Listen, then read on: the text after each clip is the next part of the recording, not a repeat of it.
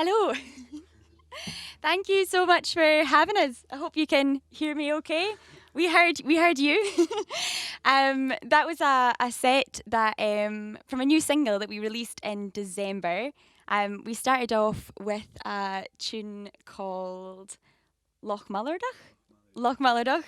And then we went into a tune called Let That Stand There. We're going to carry on with a set from my EP I released back in January at Celtic Connections. I think that was the last live gig that I did.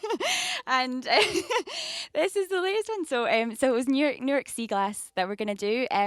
I wrote this inspired by a bay up in Orkney, up in the Orkney Islands, Newark Bay, and it was really written inspired by the sea glass that we found scattered on the shore, and the kind of natural process of how the waves would wash all the sand and everything for hundreds of years, and you'd be left with the shore covered in these really colourful red, gold, and green and blue sea glass. So I've written this for that one. So it's Newark Sea Glass.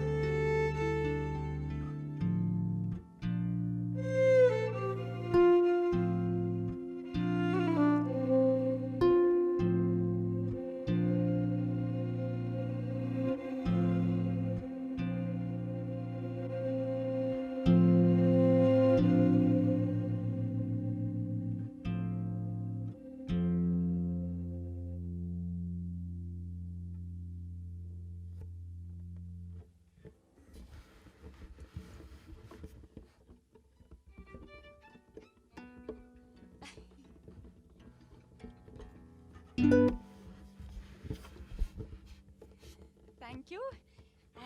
So we're gonna finish off with another set that we did at the album launch in January.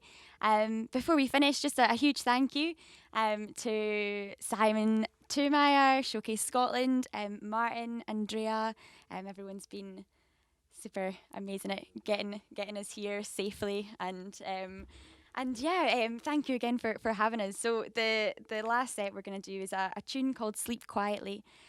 It's a lullaby, and they will finish off with what we finish off with. Yeah, a reel called "Running the Cross" that I learned from Charlie. So thank you so much for listening.